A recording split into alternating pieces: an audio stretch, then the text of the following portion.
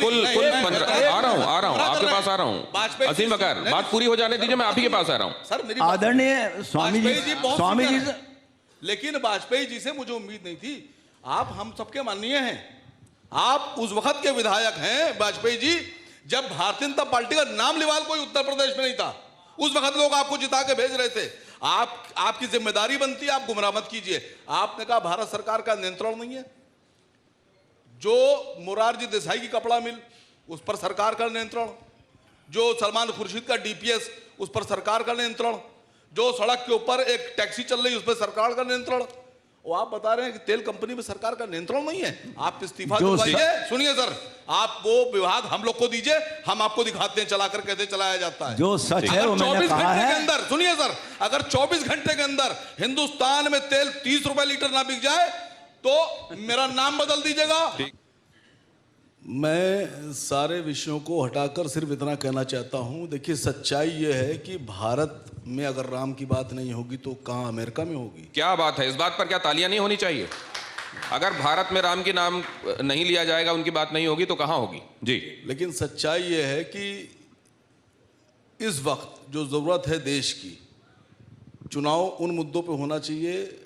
मंदिर का फैसला सुप्रीम कोर्ट के द्वारा आ गया, सर्वोच्च न्यायालय ने कहा मंदिर बनना चाहिए। अब ये मुद्दा नहीं है। अब मुद्दा ये है कि हिंदुस्तान में आगे की रणनीति क्या होगी कि जो हमारे नौजवान तैयार हो रहे हैं उनको नौकरियां कैसे मिलेंगी, उनको रोजगार कैसे दिया जाए। सबसे बड़ा जो अहम मुद्दा है, मैं आप सबसे एक बात कहना चाह रहा हूं, जितना हिंदुस्तान मेरा है उतना ही हिंदुस्तान आपका है, उतना ही हिंदुस्तान सबका है। आज हिंदुस्तान में जो मुद्दे छुप गए हैं, छुपा दिए गए हैं, उनमें एक सबसे बड़ा मुद्दा है महंगी शिक्षा। हिंदुस्तान में शिक्षा महंगी इसलिए की जा रही है कि हर आदमी शिक्षा तक पहुंच ना पाए। अगर हिंदुस्तान का 85% बच्चा अनपढ़ और गवार बना दिया जाए तो नौकरी का सवाल नहीं होगा। फिर नौकरी देंगे किसको? तो जातिवाद चलता रहेगा। 80% बना दिया जाएगा, तब जातिवाद चलता रहेगा।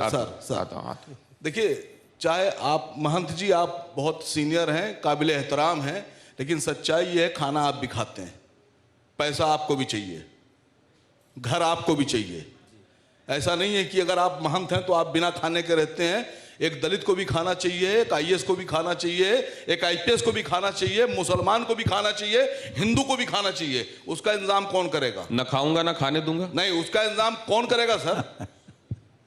मैं पूछ रहा हूं आपसे, ये कैसी बात आपने कह दी, ना खाऊंगा ना खाने दूंगा? एक नजरिया ये भी है। कैसे नजरिया है? एयरपोर्ट आपने किसी दलित को क्यों नहीं दिया? एयरपोर्ट आपने किसी मुसलमान को क्यों नहीं दिया? एयरपोर्ट आपने किसी गरीब को क्यों नहीं दिया? एयरपोर्ट आपने किसी बैकवर्ड को क्यों नहीं दिया? एयरपोर्ट पे सिर्फ हमारे अडानी भाई का हक है। खाने से तात्पर्य है कि केजी बेसन का नाम सुना आपने? कृष्णा गोदावरी बेसन, कितने लोगों ने सुना केजी बेसन का नाम? क्या हिंदुस्तान में ऑयल नहीं निकलता है? क्या हिंदुस्तान में गैसेस नहीं निकलती हैं? आपने कभी सुना कि किसी जो हमारा नदी से जो तेल निकल रहा है या समुद्र से जो तेल निकल रहा है उस पर किसी दलित का हक है या दलित को दिया गया? क्या अंबानी भाई का हक है? आपने कभी सुना कि किसी डैम को जिससे बिजली बनती है? आपको पता है हिंदुस्तान में हाइड्रो जो पावर है, हाइड्रो प्रोजेक्ट हैं, उससे बिजली बनाने की कास्ट अगर सही तरीके से निकाली जाए तो 10 पैसे आती है। 10 पैसे की बिजली डाकुओं को डैम बेचकर फिर उनसे 2 रुपए में खरीद कर हिंदुस्तान की आवाम को 8 रुपए में बेचेंगे आप। इस पर बात कौन करेगा? आसिम वकार करेंगे या आप करेंगे या कौन करेगा? आइए बात करते हैं इस पर। देखा आपने मुद्दे क्या है? एयरपोर्ट तक जा रही है बात, केजी बेसिन तक जा रही है बात। इन मुद्दों के इर्द गिर्द चुनाव होंगे। अगर एयरपोर्ट या बेसिन जो भी चीज़ें हैं वो उन्हीं हाथों में, उन्हीं संस्थानों को दी जा सकती हैं जो टेक्निकल नो हाउ और आर्थिक दृष्टि से सक्षम हो उसके संचालन में और उसका लाभ देश की जनता को दे सके।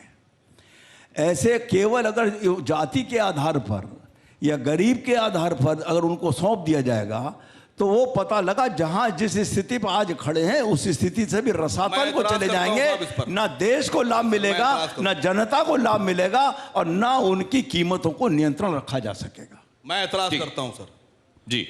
सर, जब हिंदुस्तान में 2014 से पहले सरकार बनाने की तैयारी आप कर रहे थे, नहीं सर आपने कहा कीमतों में नियंत्रण। हाँ, मैं आपकी बात पे आ रहा हूं। उस वक्त जो हमारे भारतीय जनता पार्टी की सरकार से पहले वाली सरकार थी, उसमें पेट्रोल की कीमत 62 रुपए और 63 रुपए थी, लेकिन कच्चा तेल 148 और $158 प्रति बैरल तक गया था। उस वक्त तो आपके यहां से जितने सांसद, आपकी मोहतरमा क्या नाम उनका, वो ईरानी इराकी क्या नाम है उनका, वो तो गैस का सिलेंडर सर पे रख के चल रही थी।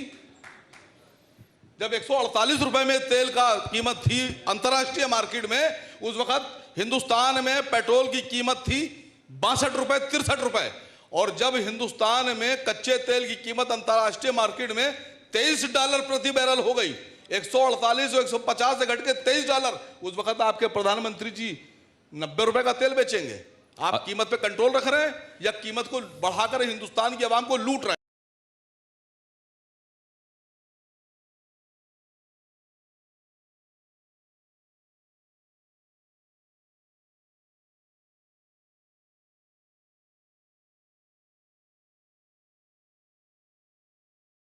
आज की तारीख में जो जिस चीज का उत्पादक होता है, यानी जो फैक्ट्री का मालिक होता है, वो अपने उत्पादों की दर तय करता है अपने खर्चे और अपना मुनाफा सब देखकर।